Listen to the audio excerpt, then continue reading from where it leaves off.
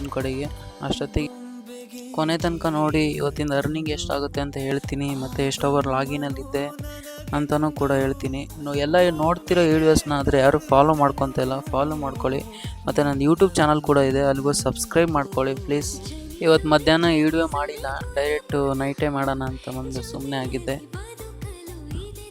ಇವತ್ತು ಮಧ್ಯಾಹ್ನ ಎಲ್ಲ ಚೆನ್ನಾಗಿ ಆರ್ಡ್ರ್ ಹೊಡಿತಾ ಸಂಜೆ ಆಗೋಯ್ತು. ನಾನು ಲಾಸ್ಟಲ್ಲೇ ಸಿಗ್ತೀನಿ ನಿಮಗೆ, ಮತ್ತೆ ನೋಡ್ತಾ ಇರಿ ಬ್ಲಾಗ್ನ.